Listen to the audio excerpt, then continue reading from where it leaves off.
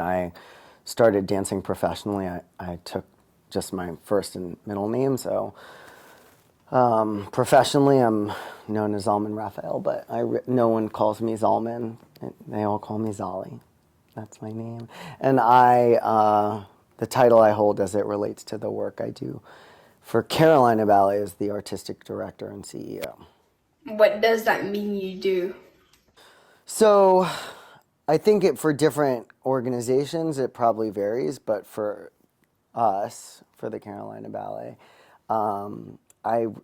as the artistic director, I oversee all the artistic aspects of what the company does, from picking the ballets we do, the choreographers, the dancers, working with the production team, overseeing the school operations, working with the dancers to coach them, teaching class, helping stage ballets, creating new work, working with the orchestra to put on live music component of our season. So yeah, I'm sure there are little things, but that's kind of the broad scope of the artistic side. How did you become the director? So I would say that in part I was really very lucky. I was very deferential to people in leadership in one way, and in another very combative. And when I found a way to respect my teachers, it started to really open up doors because I was super disgruntled. And when I started to really look at the fact that that was what was holding me back, and it wasn't necessarily my ability or my ambition, things shifted.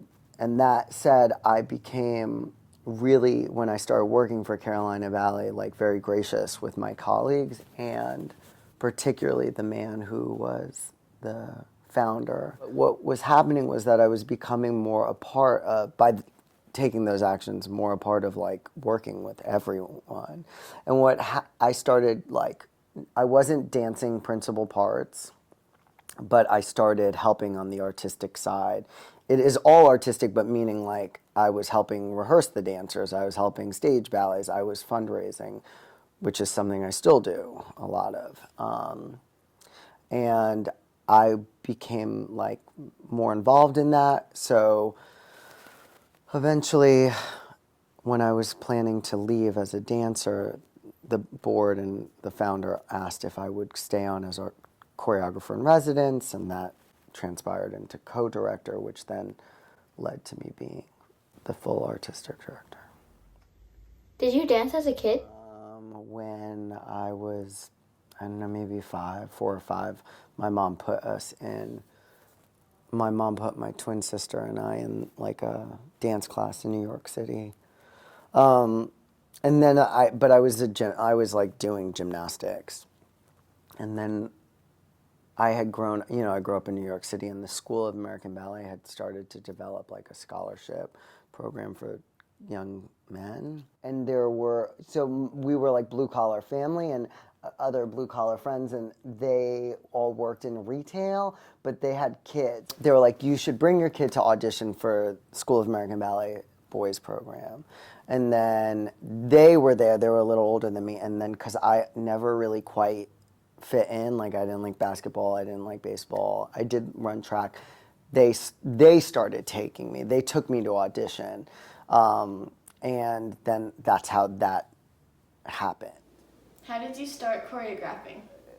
So I like always learned ballets with my fingers. Like I could do very full-on variations with my fingers. So I would watch ballets, and then I started watching, like, because I was the Nutcracker Prince for years, and I started watching the ballet on repeat. Like we danced it 24 times a holiday season. So you sat back there on the throne, and I started thinking, oh, like that doesn't look as legible. Mm-hmm. So I started like building the movement up in my mind to what I thought would have been more, even though it was beautiful and all that, but I was like, oh, maybe that.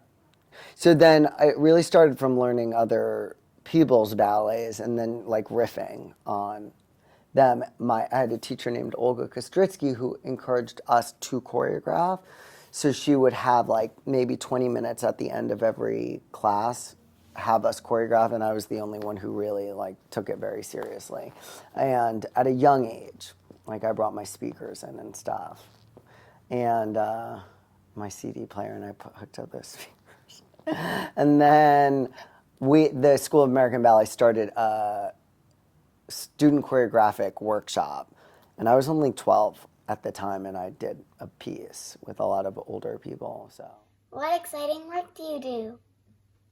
our marketing director always tried to get us to make ballets that were geared towards children. She really was fond of the story of Snow White.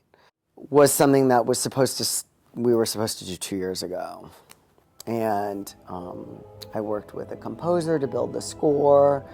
And it's not really, it is the story of Snow White, but we don't talk about her as like the princess, the Snow White. She's the princess radiant as snow, because adjectives used to describe snow are like shiny or radiant, bright.